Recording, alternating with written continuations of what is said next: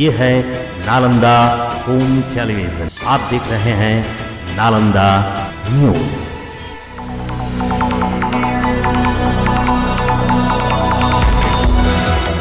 जिला कांग्रेस कार्यालय राजेंद्र आश्रम बिहार शरीफ में भारत के प्रथम प्रधानमंत्री स्वर्गीय पंडित जवाहरलाल नेहरू जी की 132वीं जयंती कांग्रेस जनों के द्वारा जिला अध्यक्ष दिलीप कुमार की अध्यक्षता में मनाई गई। सर्वप्रथम उनके तैलचित्र पर माल्यार्पण एवं पुष्प अर्पित किया गया।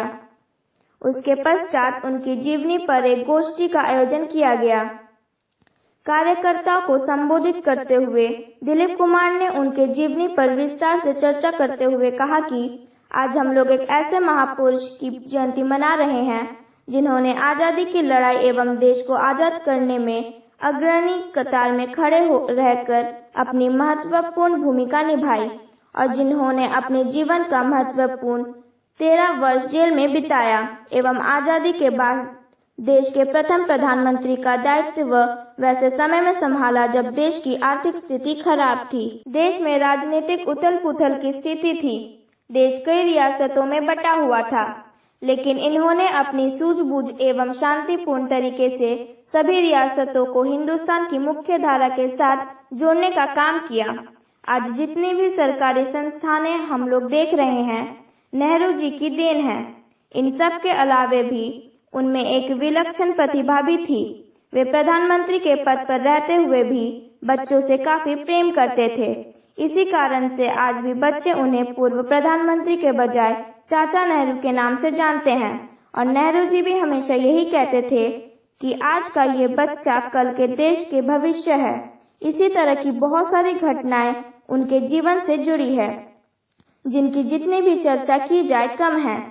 इस अवसर पर जिला कांग्रेस के उपाध्यक्ष जितेंद्र प्रसाद सिंह, जेड इस्लाम, मीर अरशद हुसैन, नंदू पासवान, फरहद जबी, असफा, राजीव कुमार गुड्डू, मोहम्मद जावेद, अधिवक्ता इम्तियाज आलम, सौरभ रंजन, विवेक सागर, गुरु सहाय प्रसाद, वीरेंद्र सिंह के अलावे दर्जनों कांग्रेसियों ने इस विचार गोष्ठी में भाग लिया।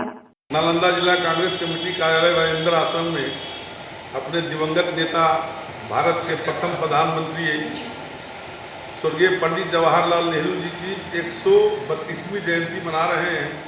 जैसा कि पूरे हिंदुस्तान के आम आवाम जानती है कि पंडित जवाहरलाल नेहरू जी का जो कार्य था, जिस समय इन्होंने प्रधानमंत्री पद ग्रहण किया था, उस समय देश विकट परिस्थितियों में था।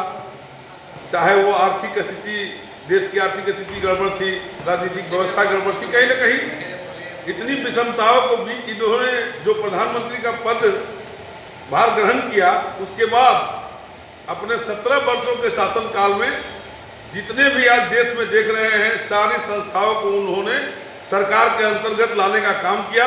पूरे देश के सभी रियासतों को पटेल जी के साथ मिलकर इन्होंने सभी रियासतों को जोड़ करके आज़ाद हिंदुस्तान के अंदर लाने का काम किया। साथ ही ये बच्चों के इतने प्रिय थे कि आज भी पूरे हिंदुस्तान की जो शैक्षणिक संस्थानें हैं उसमें इनकी जयंती मनाई जाती है। पूरा हिंदुस्तान का बच्चा बच्चा इन्हें चाचा नेहरू के नाम से पुकारता है। हम लोग भी जब बचपन में थे तो इनकी जयंती बाद में जानते थे, पहले यही जानते थे कि चाचा नेहरू की जयंती है। चाचा नेहरू ही हम लोग इनको जानते थे। पंडित जवाहरलाल नेहरू तो बाद में बड़े होने पर जाने, लेकिन बचपन में हम लोग चाचा नेहरू ही जानते थे। तो आज हम लोग यह कांग्रेस पार्टी जिला कांग्रेस कार्यालय में ये शपथ लेते हैं, इनके बताए हुए मार्गों पर हम लोग चढ़ने के लिए दृढ़ संकल्पित हैं।